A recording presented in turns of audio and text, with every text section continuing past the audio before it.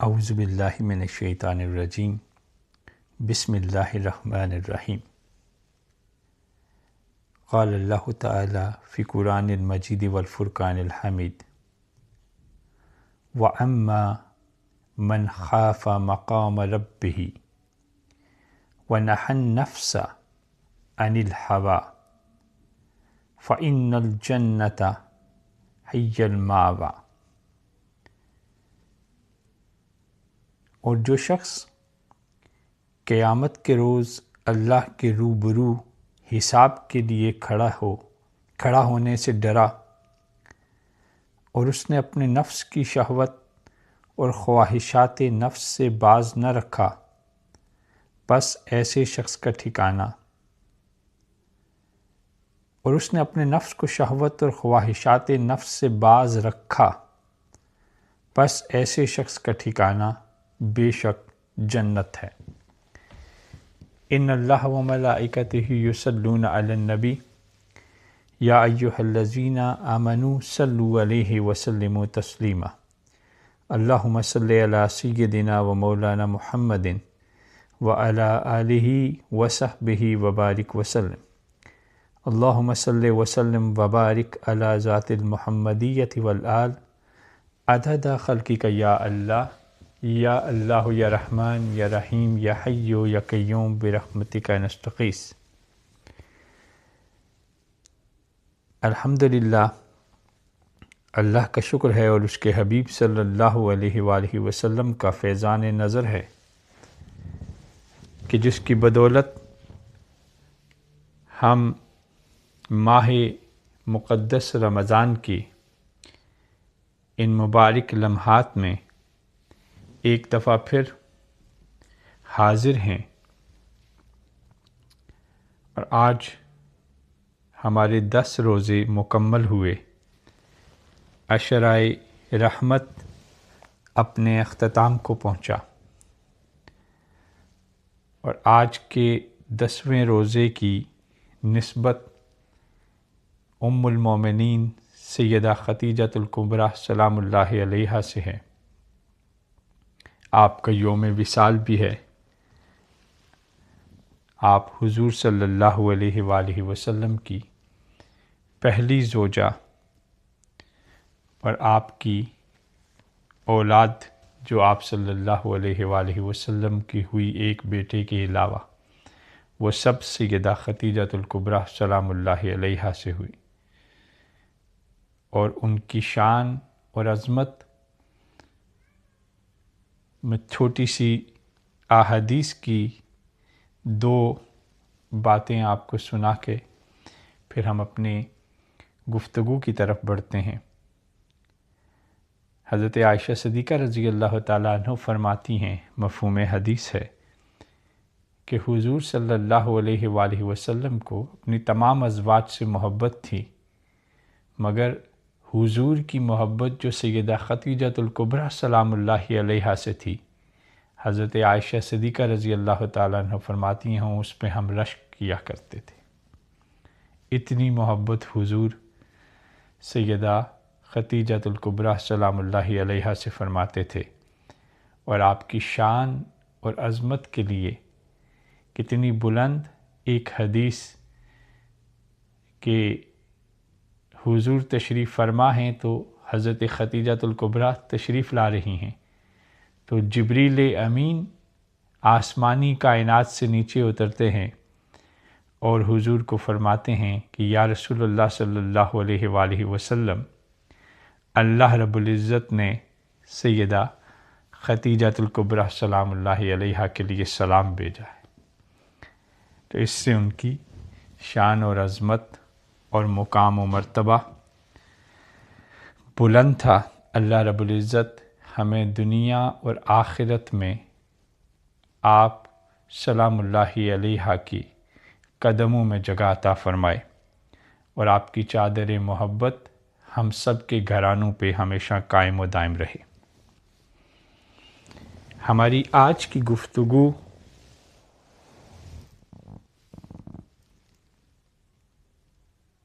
کا عنوان محاسبہ نفس ہے۔ نفس بنیادی طور پہ ہم نے پچھلے رمضان میں نفس کی مختلف کیفیات اور نفس امارہ کو اور اس کے بارے میں قرآن اور احادیث رسول صلی اللہ علیہ وآلہ وسلم کو سمجھا تھا۔ تو آج ہم تھوڑا سا اس کو یاد دہانی کر کے پھر حضور ہی کی کچھ احادیث سنیں گے۔ نفس بنیادی طور پہ انسان کی وہ منفی طبیعت ہے، وہ نیگیٹو بیہیویئر یا نیگیٹیوٹی کی طرف وہ رجحان ہے جو انسان کے اخلاق کو پست کرتا ہے، جو انسان کی طبیعت کو گناہ کی طرف راغب کرتا ہے، جو انسان کی طبیعت کو شر کی طرف کھینچتا ہے، جو انسان کے اندر اللہ تعالیٰ، اس کے رسول صلی اللہ علیہ وآلہ وسلم اور اولیاء اور کاملین کی دی ہوئی وہ تعلیمات جو حسن انسانی اور اخلاق انسانی کو نکھارتی ہے، وہ ان سے دور لے کر وساوس، شبہات، گمراہی اور گناہ کی اس کائنات کی طرف لے جاتا ہے جہاں انسان کا دل سیاہ ہو جاتا ہے، گمراہ ہو جاتا ہے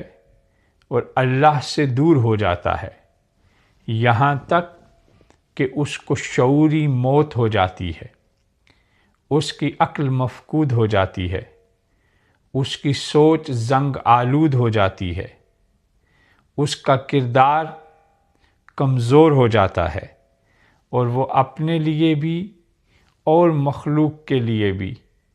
نقصان دہ انسان بن جاتا ہے۔ یہ چیز انسان کے اندر داخل کیسی ہوتی ہے؟ یہ چیز ان انسانوں کے اندر داخل ہوتی ہے جو انسان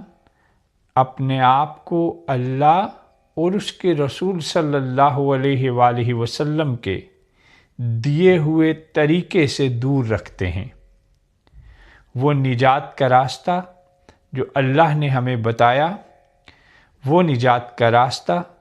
جو رسول اللہ صلی اللہ علیہ وآلہ وسلم نے ہمیں اپنے اسوہ کامل میں دکھایا، اور جن اوامر اور نواہی کا اللہ نے حکم دیا، اور سنت رسول صلی اللہ علیہ وآلہ وسلم نے جو ہمیں ماڈل آف ہیومن بیہیویئر دیا، ہیومن ایڈیکیٹس دیا، جب ہم ان کو چھوڑ کر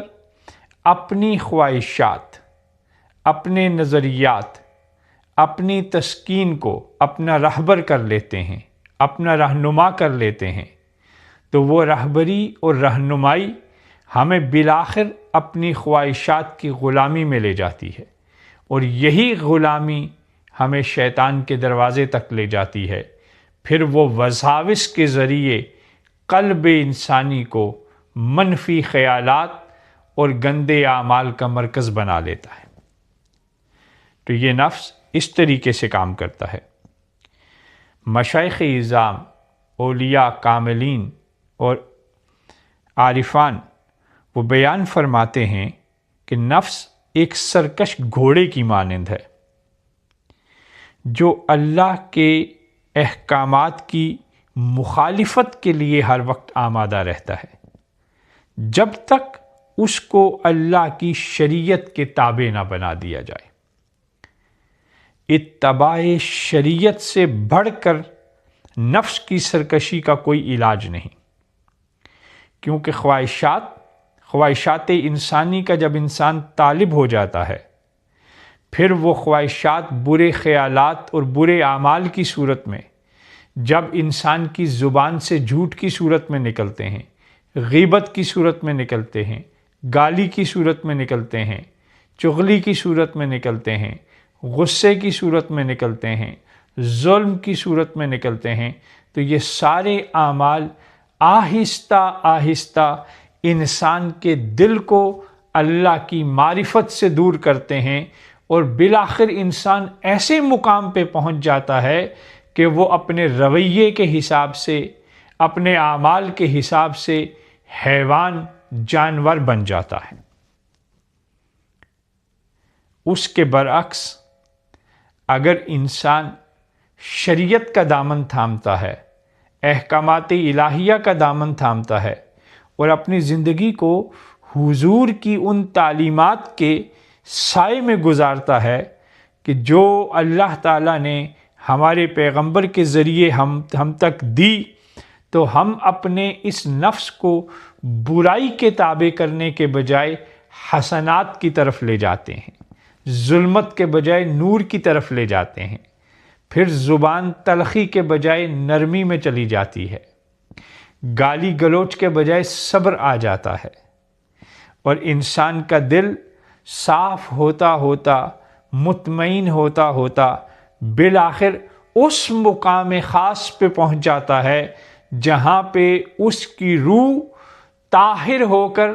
اللہ کے قرب کی اس منزل پہ پہنچ جاتی ہے جہاں وہ اللہ سے راضی ہو جاتی ہے اور اللہ اس سے راضی ہو جاتے ہیں۔ تو اب بنیادی طور پہ یہ جو میں نے آپ کو پوری تمہیدی گفتگو کی، تو اب اگر اس کو سمجھا جائے کہ آپ نے جان لیا کہ نفس ہے انتہائی بری چیز، انتہائی پست چیز ہے، یہ ہماری زندگیوں کو جہنم بنا دیتی ہے، یہ ہمارے کردار کو مشکوک بنا دیتی ہے، یہ ہماری گفتگو کو مغلظات سے بھر دیتی ہے، اس سے شروع کیسے ہوتی ہے، اس کا سفر شروع کیسے ہوتا ہے؟ تو دو چیزیں ذہن میں رکھیے گا، دو چیزوں کو یاد رکھیں کہ دو چیزیں جب انسان کے اندر موجود ہوتی ہیں تو وہ اس کو نیویگیٹ کرتی ہیں ٹوورڈ دا نیگیٹو بیہیویئر، اور وہ دو چیزیں کون سی ہیں؟ ایک غصہ اور دوسرا حرص اور لالچ۔ یہ دو وہ بنیادی بیماریاں ہیں جو ان کئی بیماریوں کی روٹس ہیں جن سے کئی بیماریاں جنم لیتی ہیں۔ آپ گالم دیکھیں، گالم گلوچ دیکھیں، لڑائی جھگڑا دیکھیں، حسد، کینہ، طمع، بغض، غیبت، یہ تمام چیزیں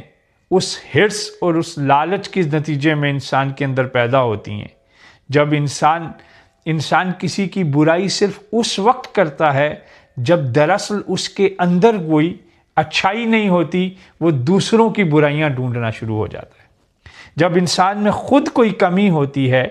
نفسیاتی طور پر سائیکالوجی کہتی ہے کہ وہ جو انسان خود اچھائیوں کا مالک نہیں ہوتا،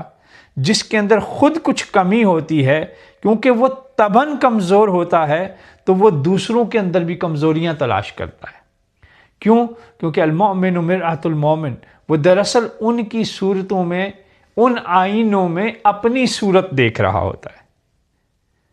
وہ ان کے اندر اپنی تصویر دیکھ رہا ہوتا ہے۔ ہم بیٹھ کے غیبت دوسروں کی کر رہے ہوتے ہیں، مگر دراصل وہ ہم اپنا باطن پڑھ رہے ہوتے ہیں، کیونکہ ہمارا ذہن پست ہے۔ ہم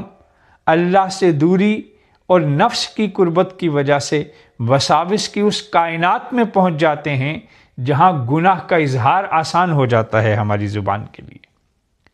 تو اگر نفس کی سرکشی سے بچنا ہے، نفس کی ان بیماریوں سے بچنا ہے، تو دو چیزوں کو آپ نے اپنی طبیعت کے اندر کنٹرول کرنا ہے۔ ایک غصے کو کنٹرول کرنا ہے۔ جتنا انسان صبر کرنے والا ہوتا ہے، شکر کرنے والا ہوتا ہے، نرم مزاج ہوتا ہے، گفتگو میں دھیما ہوتا ہے، عبادت میں انسان خالص ہوتا ہے، اتنے ہی انسان کی شخصیت خوبصورت ہوتی ہے، نکھرتی ہے، خوشبودار ہوتی ہے، پر نور ہوتی ہے، پر کشش ہوتی ہے۔ اگر اس کے بجائے دوسرا رویہ ہو انسان کا، تو اس کی مجلس انسانوں کے دلوں پہ گراں گزرتی ہے۔ کوئی اس کی صحبت میں بیٹھنا نہیں چاہتا، کوئی اس سے بات کرنا نہیں چاہتا، کوئی اس سے گفتگو کرنا نہیں چاہتا، کیونکہ نیگیٹیوٹی اپنے اندر خود بخود ایک اریٹیشن لیے ہوئے ہوتی ہے، انسان کا نیگیٹو اورا کریٹ ہوتا ہے جو دوسرے انسانوں کے اوپر ایک منفی اثر ڈالتا ہے، ایک نیگیٹو ریفلیکشن ڈالتا ہے۔ تو اس لیے ہر نفس پرست انسان سے حقیقت میں لوگ عاجز ہوتے ہیں، تنگ ہوتے ہیں، مجبوراً کسی کے پاس بیٹھ جائیں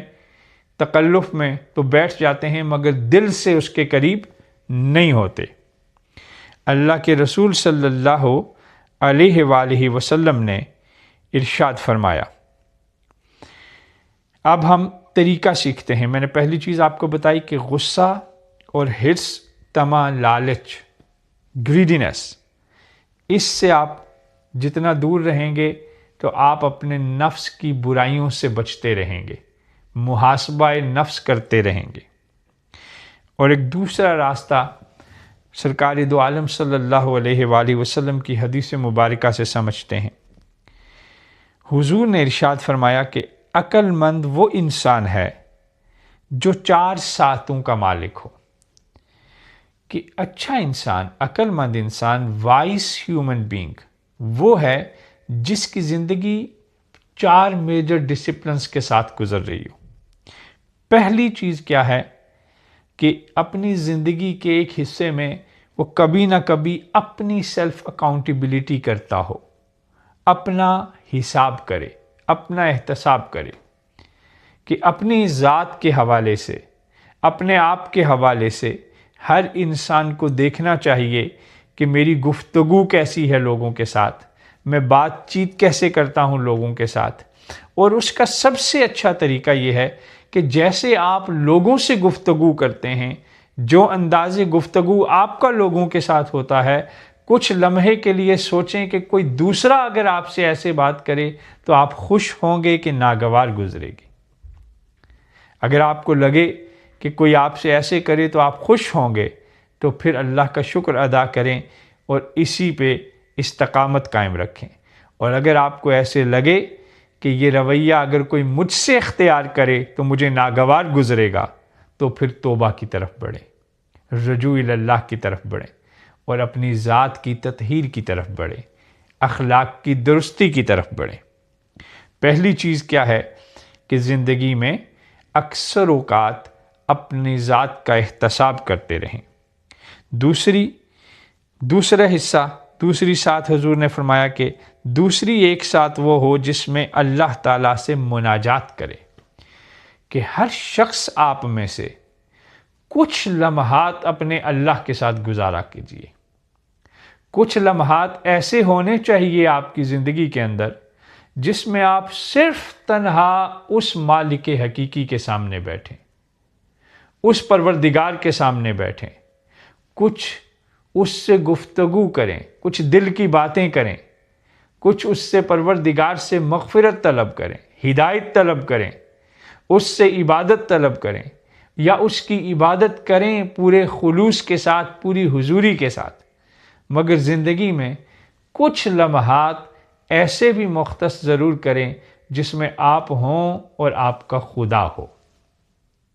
تنہا آپ اس کے سامنے بیٹھے ہوں۔ اور اس کا سب سے خوبصورت وقت سحر ہے، تہجد کا وقت۔ جب اٹھیں تنہا خاموشی سے بیٹھیں، اپنے اللہ کے حضور سربسجود ہوں، اس کی تسبیح کریں اور پھر اللہ سے ہم کلام ہو جائیں۔ اور ایک حصہ حضور نے فرمایا کہ اچھے انسان، ایک حصہ وہ کہ جس میں وہ معاش کی تدبیر کرے، یعنی اپنی جاب کرے، اپنے آپ کو جاب میں بزی کرے، اپنا کام کرے، اپنے رزق کے حلال کے ذرائع تلاش کرے۔ اور چوتھا، ایک حصہ جس میں وہ آرام اور راحت حاصل کرے جو مباح ہے۔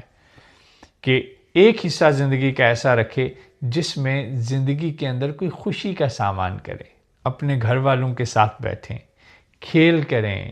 کوئی سیر تفریح کریں، آرام کریں، اور جو اللہ تعالیٰ نے حلال ذرائع تفریح کے میسر کیے ہوئے ہیں ان میں بیٹھیں، واک کریں، باہر جائیں، پرندوں کو دیکھیں، ہوا تازہ ہوا میں بیٹھیں۔ جو اللہ نے یہ میرے اور آپ کے لیے رنگ بکھیرے ہوئے ہیں، کائنات کے اندر رنگ رنگ کے پھول بکھیرے ہیں، خوبصورت پہاڑ بنائے ہیں، زمینیں بنائی ہیں جہاں رنگ رنگ کے پرندے چہکتے ہیں۔ کچھ لمحات اس طرح اپنے آپ کو اچھی اور پازیٹیو تفریح میں بھی رکھیں تو اللہ کے حبیب صلی اللہ علیہ وآلہ وسلم نے فرمایا کہ وہ انسان بڑا وائس ہے جو اپنی زندگی کو ان 4 حصوں میں بانٹ لیتا ہے۔ وہ ویسا انسان ہوتا ہے جو ہمیشہ پرسکون ہوتا ہے، اطمینان والا ہوتا ہے۔ آپ جب اس کو دیکھیں گے وہ مسکرا رہا ہوگا، اب جب آپ اس کو دیکھیں گے وہ اللہ تعالیٰ کی عطا پہ شکر گزار ہوگا، اور وہی وہ لوگ ہوتے ہیں جن کے بارے میں اللہ نے کہا انہیں دیکھو تو خدا یاد آ جائے۔ تو یہ آپ نے جانا پہلی 2 چیزیں کہ اس نفس کی برائی سے بچنا چاہتے ہیں تو اپنے غصے پر اور حرص و لالچ سے اپنے آپ کو بچائیں، اور اپنی زندگی کو حضور نے یہ جو ڈسپلن آف لائف بتایا اس کے اندر آپ اپنی زندگی کو فٹ ان کریں تو پھر دیکھیں آپ کی زندگی کتنی پرسکون ہو جائے گی۔ میں زیادہ تفصیل بیان نہیں کر رہا، میں چاہتا ہوں کہ میں نے جو احادیث آپ کے لیے رکھی ہیں یہ میں آپ کو ساری سناؤں، کیونکہ یہی وہ خزانہ ہے جو میری اور آپ کی زندگی کو بدل سکتا ہے۔ تو اب جیسے ماہ رمضان میں ہم موجود ہیں اور ہم نے پہلی گفتگو میں یہ سمجھا اور بہت سی گفتگو میں آپ نے بہت سے لوگوں سے یہ سنا کہ اس مہینے میں اللہ آپ کا دوست بن جاتا ہے، آپ کا ساتھی بن جاتا ہے، آپ کے لیے خیر آسان ہو جاتی ہے، عمل آسان ہو جاتا ہے۔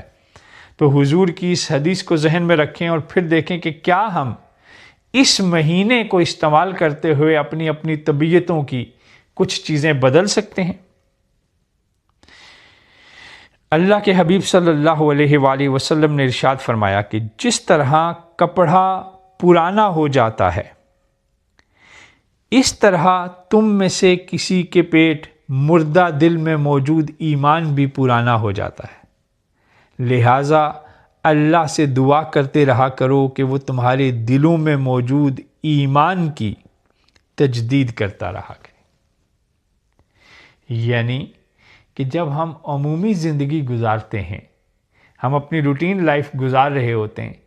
اس روٹین لائف کے اندر بعض اوقات ہم اتنے مغرق ہو جاتے ہیں، اس کے اندر اتنے غرق ہو جاتے ہیں کہ ہم بہت سی اللہ کے ساتھ تعلق کی اپنی بہت سی روشنیوں سے دور ہو جاتے ہیں۔ کیونکہ انسان جس ماحول میں رہتا ہے، جس بستی میں رہتا ہے، جس کمیونٹی میں رہتا ہے، آہستہ آہستہ اس کا اثر انسان کے اوپر ہونا شروع ہو جاتا ہے۔ اسی طرح جب انسان گناہگاروں کی مجلس میں زیادہ بیٹھتا ہے تو آہستہ آہستہ گناہ بھی اس کے لیے نارمیلٹی آف دا لائف بن جاتا ہے، اس کو محسوس بھی نہیں ہوتا کہ یہ گناہ ہے۔ اسی لیے امام غزالی رحمۃ اللہ تعالی علیہ نے فرمایا کہ گناہ سے بچنے کا بہترین طریقہ یہ ہے کہ مقام گناہ سے دور ہو جاؤ، ایسی بستی سے دور ہو جاؤ جہاں گناہگار بستے ہیں، ایسے مقام سے دور ہو جاؤ جہاں پہ گناہ آسان ہوتے ہیں، کیونکہ بشر ہونے کے ناطے آپ اس مقام پہ جائیں گے، اس مجلس میں بیٹھیں گے، ایسی رفاقتوں میں بیٹھیں گے تو ایک دن بشریت غالب آئے گی اور آپ کا نفس آپ کو اس گناہ کی طرف لے جائے گا۔ تو اس لیے اللہ کے حبیب صلی اللہ علیہ وآلہ وسلم فرما رہے ہیں کہ اللہ کی یاد سے دل کو اس دل کے ایمان کو زندہ کیا کرو۔ وہ جو دل کو سیاہ کر بیٹھتے ہو تو کبھی کبھی آ کر اللہ کے پاس اپنے گناہوں کا اعتراف کر کر اللہ سے ہدایت طلب کر کے، اللہ سے مغفرت طلب کر کے، اللہ سے نیک راستہ مانگ کر، اللہ سے ہدایت کا راستہ مانگ کر، اللہ سے صراط مستقیم مانگ کر اس کے آگے جھک جایا کرو اور اپنی آنکھوں سے 2-4 قطرے گرا دیا کرو اس کے پاس، تاکہ تمہارے دل تجدید ایمان کے ساتھ دوبارہ زندہ ہو جائے اور تم مردہ دل نہ ہو جاؤ۔ تو آپ یہ میں آپ کو وہ باتیں بتا رہا ہوں کہ جن میں سے کچھ بھی آپ کے دل کو لگ گئی آپ وہی پکڑ لیں تو وہی راہ نجات بن جائے گی آپ کے لیے. کیونکہ حضرت عبداللہ ابن عمر رضی اللہ تعالیٰ عنہ نے فرمایا کہ حضور صلی اللہ علیہ وآلہ وسلم نے فرمایا کہ تم میں سے کوئی شخص اس وقت تک مومن نہیں ہو سکتا جب تک اس کی خواہش نفس اس دین کے تابع نہ ہو جائے جو محمد صلی اللہ علیہ وآلہ وسلم میں لے کر آیا ہوں. سمجھ آئی آپ کو؟ اگر آپ اپنی خواہشات کے پیچھے چلیں گے، اگر آپ اپنی خواہشات کو اپنا امام بنا لیں گے اور اپنی خواہشات کو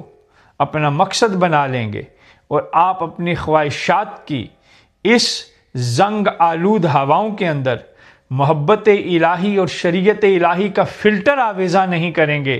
تو پھر آپ کا وجود بھی اس گرد کے اندر میلا کچیلا ہو جائے گا. پھر آپ بھی برے ہو جائیں گے، پھر آپ بھی پست ہو جائیں گے، اور پھر کیا ہوگا؟ پھر آہستہ آہستہ وہ گناہ نارمیلٹی آف لائف بنتا چلا جائے گا آپ کے،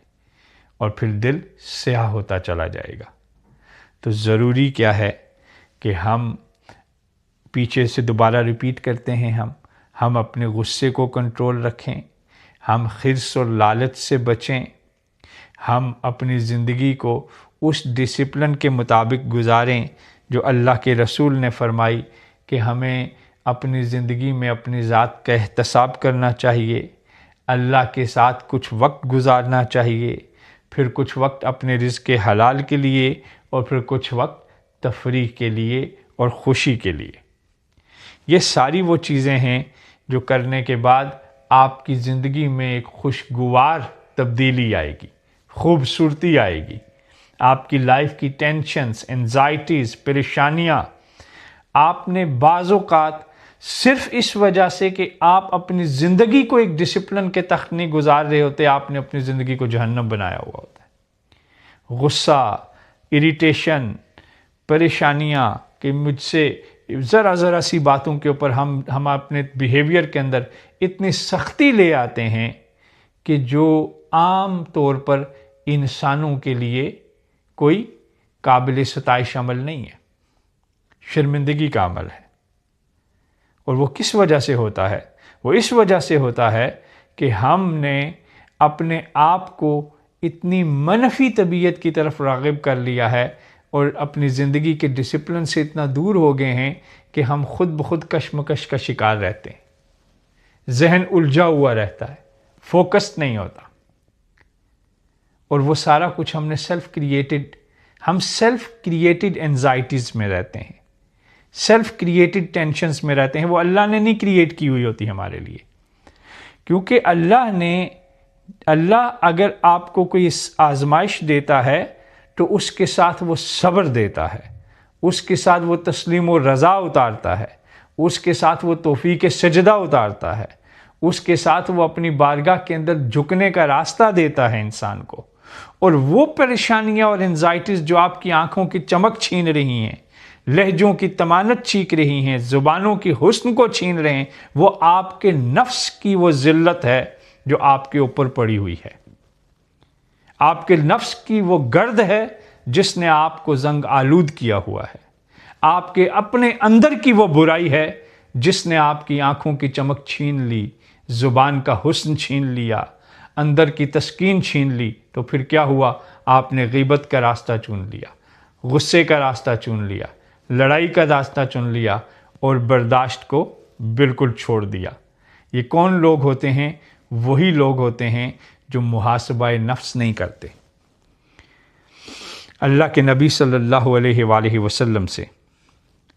حدیث مبارک ایک دوسری ترمذی شریف میں بیان ہوئی. اللہ کے نبی صلی اللہ علیہ وآلہ وسلم نے فرمایا، سمجھدار وہ ہے جس نے اپنے نفس کو مطیع کر لیا اور بعد الموت کے لیے عمل کیا، اور بے بس وہ ہے جس نے اپنے نفس کو اپنی خواہشات کے پیچھے لگا دیا اور اللہ سے آرزویں کرتا رہا. کون سا انسان، کون وائس انسان کون سا ہے؟ وہ وائس انسان وہ ہے جو اس زندگی کو اپنی اگلی زندگی کے لیے تیار ہونے میں گزارتا ہے، جس کو معلوم ہوتا ہے کہ یہ فانی زندگی دراصل ایک باقی زندگی کی طرف جانے کا راستہ ہے، اور میں نے اس زندگی کے اندر اس زندگی کی تیاری کرنی ہے، یہ سمجھدار آدمی ہے۔ اور بے بس، ہوپ لیس اور امیچیور، غافل، اگنورنٹ کون سا انسان ہے جو اس فانی دنیا کے اندر اپنی خواہشات کی غلامی کر کے، اپنی ڈیزائرز اور اپنی لسٹ پوری کرنے کے لیے خود کو اتنا گرا دیتا ہے کہ اپنی آخری کائنات کی خوبصورتی بھی خود سے دور کر لیتا ہے۔ وہ انسان کون ہے؟ وہ انسان بے بس، ہوپ لیس انسان ہے۔ اس لیے کیا ضروری ہے کہ ہمیں اس زندگی کے اندر اپنی اخروی زندگی کو بھی یاد رکھنا چاہیے۔ یہ ذہن میں رکھیں کہ یہ جو سانسیں ہم لے رہے ہیں، یہ سانسیں ایک دن رک جانی ہیں۔ یہ جو باتیں ہم کر رہے ہیں، یہ ایک دن رک جانی ہیں۔ یہ آنکھوں سے جو دیکھ رہے ہیں، ایک دن یہ پردے بند ہو جانے۔ یہ سماعتیں جو سن رہی ہیں، ایک دن ان کی سماعتیں چھن جانی ہیں۔ یہ قدم جو چل رہے ہیں، ایک دن مردہ کر دیے جائیں گے۔ ایک دن سانسیں کھینچ لی جائیں گی، بصارتیں چھین لی جائیں گی، سماعتیں مفقود کر دیے جائیں گی، ارادوں کو موت دے دی جائے گی، نفس اور خواہشات کا جنازہ پڑھا دیا جائے گا۔ پھر آپ کے نام سے بھی کوئی نہیں پکارے گا آپ کو، کہیں گے میت پڑی ہوئی ہے، ڈیڈ باڈی پڑی ہوئی ہے، بے جان شے پڑی ہوئی ہے۔ ان آنکھوں سے، اس زبان سے، ان سماعتوں سے اس نیگیٹو دنیا کے اندر جاتے ہوئے یہ ذہن میں رکھنا ہے کہ اگر کل ہونے والا سویرا نہ ہوا تو کیا میں اس بری غیبت کے ساتھ دنیا سے رخصت ہو جاؤں؟ کیا اس تلخ زبان کے ساتھ دنیا سے رخصت ہو جاؤں؟ اس بے حیا آنکھ کے ساتھ دنیا سے رخصت ہو جاؤں؟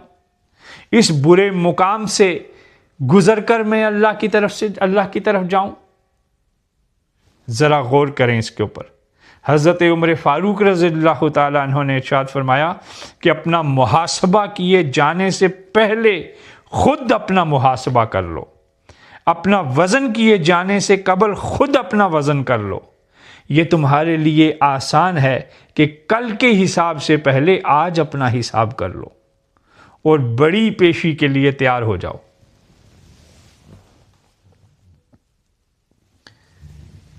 اور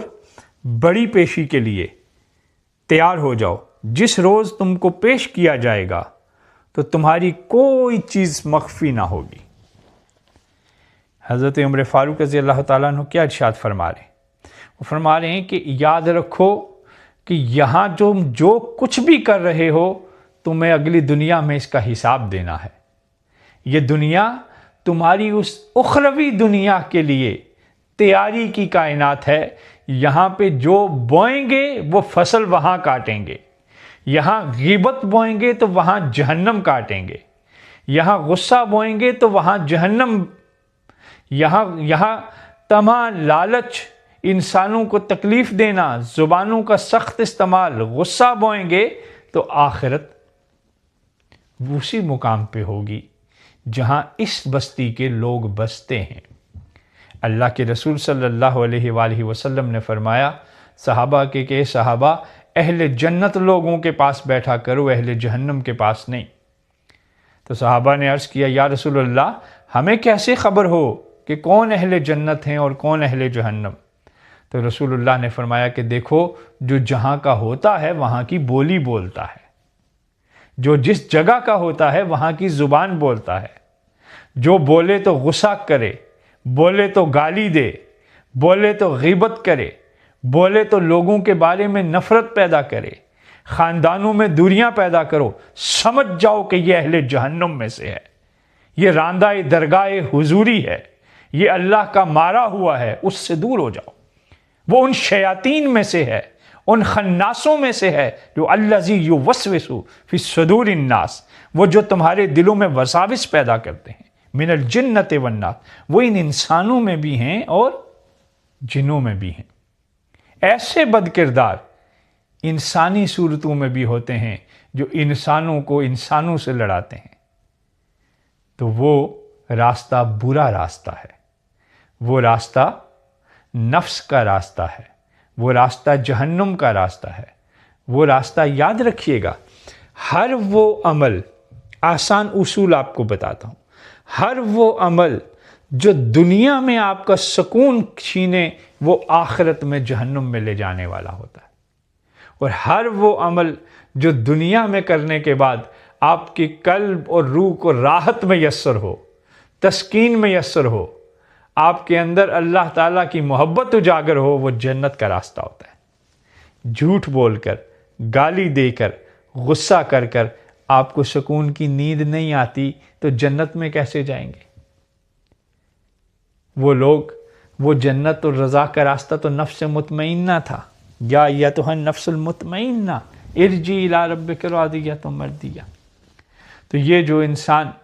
جس کی زندگی جھوٹ، غصہ، لڑائی، جھگڑے کی وجہ سے ایک عجیب و غریب ماحول کے اندر پڑی ہوئی ہے،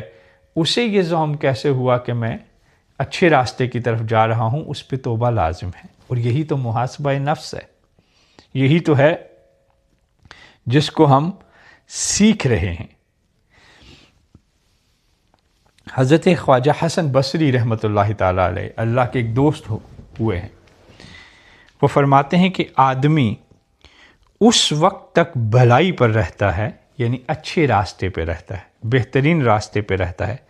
جب تک اس کو واعظ و نصیحت کرنے والا اس کا اپنا نفس ہوتا ہے، اور محاسبہ نفس اس کی ترجیحات میں شمار ہوتا ہے۔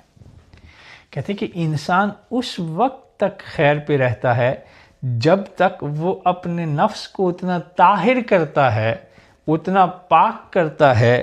اتنا اچھا کرتا ہے، اس کو اچھائی کی طرف راغب کرتا ہے، اس کو تقوی کی طرف راغب کرتا ہے، اس کو خیر کی طرف راغب کرتا ہے، اور تو اس کے عمل کے اندر، اس کی گفتگو کے اندر، اس کے طریقوں کے اندر، اس کے بیہیویئر کے اندر خوبصورتی اور حسن پیدا ہو جاتا ہے۔ اس وقت تک انسان بھلائی پہ رہتا ہے، اور ساتھ کیا کرتا ہے؟ اپنا محاسبہ نفس کرتا ہے، محاسبہ، اپنی سیلف اکاؤنٹیبلٹی کرتا ہے۔ اب آپ نے سن لیا، آپ کو کچھ بنیادی چیزیں بتا دی، میں آپ کو علم کی کوئی گہری دنیا میں نہیں لے کے جا رہا، میں آپ کو عمل کے چھوٹے چھوٹے نسخے دے رہا ہوں جو ہمارے پیغمبر صلی اللہ علیہ وآلہ وسلم نے ہمیں عطا فرمائے، تاکہ آپ اٹھیں تو اپنے ذہنوں پر علم کا بوجھ لے کے نہ اٹھیں، بلکہ اپنے دلوں پہ عمل کا شوق لے کے اٹھیں، اپنی روحوں پہ عمل کا شوق اور جستجو قرب پروردگار لے کے اٹھیں۔ اس گفتگو کا مقصد یہ نہیں ہے کہ آپ کو زبان کلام حاصل ہو جائے، اس کا مقصد یہ ہے کہ آپ کو ایمان حاصل ہو جائے، آپ کو تسلیم اور اطاعت پروردگار کا وہ راستہ نظر آ جائے جو ان مقدس دنوں میں، ان مقدس راتوں میں پروردگار نے ہمارے لیے کھولا ہوا ہے، اور مسلسل آسمانی کائنات سے آواز لگا رہا ہے کہ ہے کوئی جو میری عنایات لینا چاہے، ہے کوئی جو مجھ سے محبت پانا چاہے، مجھ سے مغفرت کا طالب ہو، عزتوں کا طالب ہو۔ عزت چاہیے تو نیم شب بیٹھ کر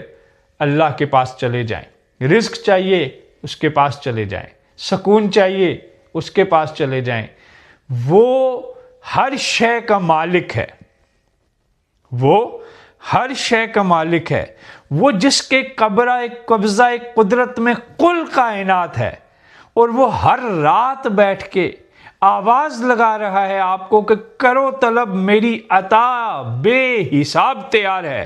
اتنی عطاؤں کے باوجود بھی اگر آپ کا رخ ماسوا کی طرف ہے، اور آپ کا رخ آپ تسکین کے لیے کسی اور مقام کے متلاشی ہیں، تو پھر آپ درست راستے پہ نہیں ہیں۔ اس اللہ کی طرف بڑھیں، اس پروردگار کی طرف بڑھیں، اس مالک کی طرف بڑھیں، اس خالق اور رب کی طرف بڑھیں جو ہماری جانوں کا مالک ہے، جو ہماری سانسوں کا مالک ہے، جو ہماری روحوں کا مالک ہے، جس کے ایک اشارے پر ہمارے دل پھر جاتے ہیں۔ اس سے دعا کریں کہ اے رحمان، اے پروردگار، تو میرے دل کو اپنی رضا پہ پھیر دے، تو میرے دل کو اپنے قرب پہ پھیر دے، تو میرے دل کو عمل کی محبت میں پھیر دے، تو میرے دل کو سچ پہ پھیر دے، تو میرے دل کو خوبصورتی پہ پھیر دے۔ اللہ میں اس رمضان کے مہینوں میں اللہ تجھ سے ہدایت طلب کرنے میں خالص ہوں، اللہ تو مجھ پہ عطا کر۔ یہ لمحات گزاریں کچھ اللہ کے پاس۔ ابن قیم رحمۃ اللہ تعالی علیہ وہ محاسبہ نفس کا ایک طریقہ بیان فرماتے ہیں، وہ آپ کو سنا کے پھر آپ سے اجازت چاہتا ہوں۔ آپ فرماتے ہیں کہ محاسبہ نفس کا سب سے زیادہ مفید طریقہ یہ ہے کہ آدمی سونے سے پہلے کچھ دیر کے لیے بیٹھ جائے اور اپنا محاسبہ کرے کہ آج کا دن اس کا کیسا گزرا، اس میں اس نے کیا پایا اور کیا کھویا۔ پھر از سر نو اللہ پاک کے آگے توبہ کرے اور اس عزم کے ساتھ سوئے کہ اب جب وہ بیدار ہوگا تو وہ گناہ نہیں کرے گا جو اس نے پہلے کیا۔ یہ عمل وہ روزانہ رات کو سوتے ہوئے انجام دے، اگر وہ اس عمل کے ساتھ فوت ہو گیا تو توبہ پر فوت ہو جائے گا، اور اگر بیدار ہو گیا تو عمل صالح کی طرف متوجہ ہوتا ہوا بیدار ہوگا۔ کتنی خوبصورت بات ابن قیم رحمۃ اللہ تعالیٰ علیہ نے فرمایا۔ ہر رات محاسبہ کریں آپ اپنا کہ میرا آج کا دن کیسا گزرا، اس میں غور و فکر کریں۔ اگر آپ کی ذات سے کوئی گناہ سرزد ہوا ہے، آپ کی ذات سے کسی کو تکلیف پہنچی ہے، آپ کی گفتگو سے کسی کا دل ٹوٹا ہے، آپ کے گھر کے اندر کوئی ایسی بات ہوئی ہے جو نہیں ہونی چاہیے تھی، تو اس پہ اللہ سے توبہ کریں اور اس سے ارادہ کریں کہ مولا اب تو میرے لیے خیر کو آسان فرما۔ تو ابن قیم فرماتے ہیں کہ اگر فوت ہوگے تو توبہ پہ فوت ہو جاؤ گے، اور اگر اگلی صبح بیدار ہوئے تو نیک عمل کی نیت کے ساتھ بیدار ہوگے۔ تو یہ وہ محاسبہ نفس کا ایک طریقہ بیان فرماتے ہیں۔ اور اس کے ساتھ حضور کی آخری حدیث مبارکہ سنا کر پھر ہم گفتگو کو ختم کرتے ہیں۔ وہ اسی سے ریلیٹڈ کہ جب رات کو بیٹھیں، دن کا محاسبہ کریں تو کس ارادے اور کس نیت کے ساتھ کریں۔ حضور صلی اللہ علیہ وآلہ وسلم نے ارشاد فرمایا کہ اللہ پاک رات کے وقت ہاتھ پھیلاتا ہے تاکہ دن کو گناہ کرنے والوں پر مہربانی فرمائے، اور دن کو ہاتھ پھیلاتا ہے تاکہ رات کے گناہ گاروں کو معاف کرے، اور یہ یہاں تک کہ سورج اپنے غروب ہونے کی جگہ سے طلوع ہونے لگ جائے۔ اس سے کیا مراد ہے؟ اس سے مراد جیسے بھی آپ کو کہا کہ ہر رات بیٹھ کے اللہ سے اپنی ذات کا محاسبہ کریں، اپنی سیلف اکاؤنٹیبلٹی کریں، اپنے آپ کو آئینے کے سامنے رکھیں، اس آئینے میں اپنی تصویر دیکھیں، اس آئینے میں اپنی صورت دیکھیں، اس آئینے میں اپنے اعمال دیکھیں، اس آئینے میں اپنی گفتگو کو تولیں، اس آئینے کے اندر اپنے دوست احباب ماں باپ کے ساتھ تعلق کو اینالائز کریں، اس آئینے کے اندر اللہ کے ساتھ کی گئی خود اپنی عبادت کو فلٹر آؤٹ کریں اور دیکھیں کہ کیا میری زندگی کے اندر اللہ کی عبادت شامل ہے کہ نہیں، اور اگر شامل ہے تو اس میں اخلاص ہے کہ نہیں، محبت ہے کہ نہیں۔ جب آپ ایسا کریں گے نا تو پھر آپ کے لیے اس ہدایت کا راستہ آسان ہو جائے گا جو اللہ آپ کو دینا چاہتا ہے۔ اور اللہ کے حبیب صلی اللہ علیہ وآلہ وسلم نے فرمایا کہ جب یہ آپ عمل کر رہے ہوں گے نا، اگر آپ اپنی ذات کا احتساب کریں گے اور آپ کو اپنی ذات کے اندر کمیاں نظر آئیں گی، تو اسی لمحے آسمانی کائنات کی طرف نگاہ اٹھا کے دیکھنا، آپ کا پروردگار کھڑا ہوگا اور آواز لگا رہا ہوگا، اے میرے گناہ گار، مجھ سے توبہ کر کہ میں تیری توبہ کو قبول کروں۔ اور صبح جب آپ اٹھیں گے تو پروردگار آواز لگا رہا ہوگا کہ اے میرے بندے مجھ سے خیر طلب کر کہ میں تجھے خیر عطا کر دوں، کہ میں تیرا دامن ان نعمتوں سے بھر دوں جس کا تو اہل ہے اور جس کا تو اہل نہیں بھی ہے۔ بس ذرا اپنے دل کو میری طرف موڑ، ذرا اپنی جبیں کو جھکا، ذرا نگاہوں کو نیچا کر، ذرا زبان کے اندر تھوڑی سی نرمی لے کے آ، دل میں تھوڑی احساس شرمندگی لے کے آ، اور پھر میری بارگاہ میں آ اور پھر سر کو جھکا، پھر دیکھ میری شان کریمی کے نظارے، پھر دیکھ میری ربوبیت کے نظارے، پھر دیکھ کہ جب میں معاف کرنے پہ آتا ہوں تو کیسے زمین اور آسمان کو حیران اور ششدر کر دیتا ہوں، کیسے ملائکہ کو وطئ حیرت میں مبتلا کر دیتا ہوں کہ تیرا گناہ تیری شخصیت کی طرح چھوٹا ہے اور میرا محبت اور میری عطا میری طرح وسیع ہے۔ میں بڑا غفور الرحیم ہوں، میں بڑا غفور الرحیم ہوں، میں بڑا غفور الرحیم ہوں۔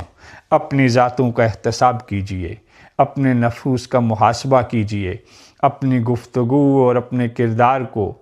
اللہ اور اس کے رسول کی تعلیمات کی چھاننی میں سے گزارا کیجئے، تاکہ آپ کو خبر ہو سکے کہ آپ کیسے انسان ہیں۔ اور یہی مقصد رمضان بھی ہے، یہی مقصد ہے ان لمحات کا، ان خوبصورت گھڑیوں کا، ان مقدس لمحات کا۔ یہی تقاضا ہے کہ میں اور آپ ان لمحات میں کچھ پا جائیں، ان لمحات سے کچھ حاصل کر جائیں، ان لمحات سے اپنے دلوں کی کچھ زنگ مٹا جائیں، اللہ کو راضی کر جائیں۔ اٹھ بلیا